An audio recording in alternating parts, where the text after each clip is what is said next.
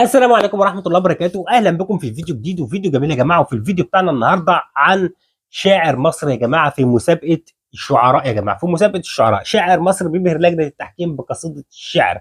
وزي ما احنا عارفين يا جماعة، لما بيخش شاعر مصري في أي حتة، شاعر مصري أي متسابق مصري في أي حتة، دايما بيولع الدنيا وبيكسر الدنيا. لكن تعالوا بقى مع بعض على طول نخش نشوف الشاعر المصري الجميل اللي معانا ده ونرجع تاني. يلا بينا. حد فيكم شاف رسول الله في منامه؟ حد فيكم شاف رسول الله في منامه؟ يوصفه أو يحكي لنا شكله إيه؟ أصلا أنا شفته زمان مرة في طفولتي، ونفسي أشارككم شعوري لما عيني جات عليه. كان حبيبي في وسط صالة بيتنا واقف في ليلة غاب البدر مكسوف من عينيه، ورغم إنه مفيش إضاءة لأي لمبة كنت شايفه الشمس يومها بتبتديه. كان بوش أبيض بحمرة ومن جماله بصري طاير من عينيا بشوق إليه.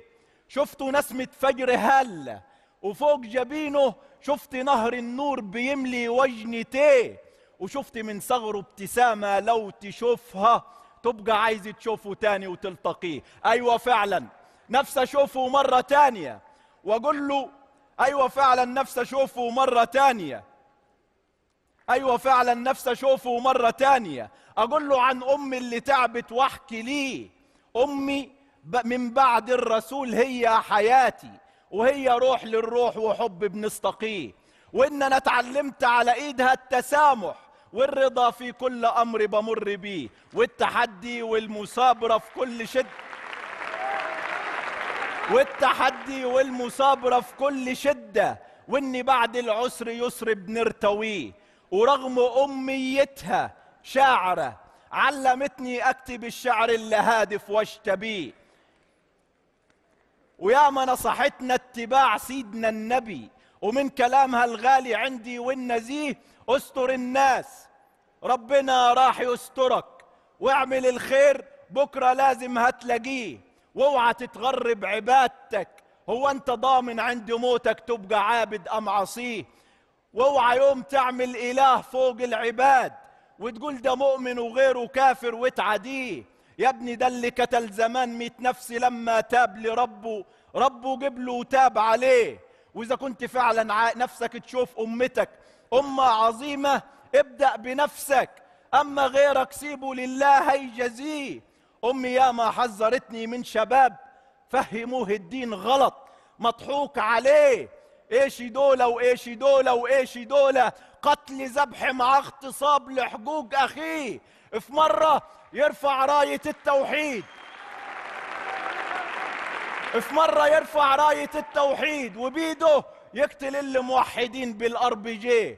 طب ايه جوابك لما تسأل من الهك ايه سبب قتلك فلان وليه معديه؟ هتقول لي كافر؟ ده انت لما قتلته كان صايم بيفطر، وكان على حدود الوطن واقف حميه، وكان على حدود الوطن واقف حميه. وامي ياما حذرتني من التطرف،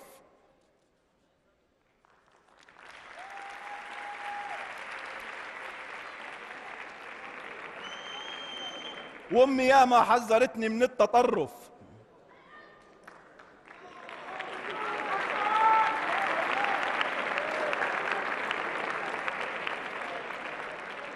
وامي ياما حذرتني من شباب، بعتذر يا جماعه على النسيان عشان كاتبينها اول امبارح، بس يعني كاتبينها اول امبارح.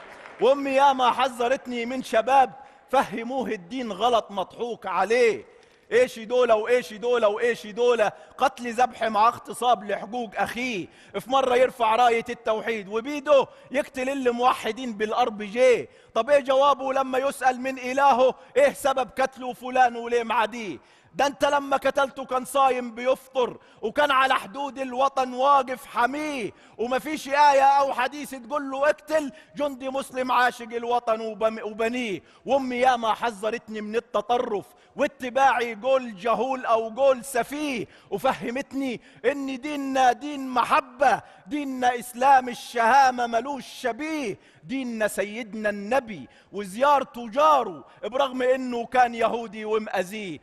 فهمتني النصارى عندنا دول أهل ذمة وصى بيهم ربنا وأحمد نبيه، وده اللي شفته من حليم جاري مسيحي كان في غيبتي يروح لوالدي ويراعيه. أمي كانت نقطة بيضة في كل خطوة، أمي كانت نقطة بيضة في كل خطوة كنت بخطيها في طريق عايز ارتقيه، وافتكرها لما قالت لو عيونك نفسها تشوف النبي أو تلتقيه، صلي ألف صلاة على طه في يومك ورطب لسانك بذكر الله نشيه. لسانك يا محمد، يعطيك العافية.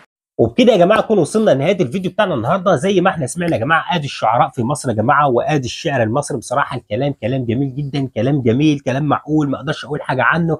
زي ما احنا شايفين كده يا جماعه الشاعر المصري اللي بيبهر لجنه التحكيم بقصيده الشعر القويه. وكلنا عارفين شعراء مصر يا جماعه، والشعر في مصر والكتاب في مصر عاملين ازاي. حاجه تانية يا جدعان، حاجه مشرفه، حاجه ترفع الراس. بقول لكم ايه، سلام.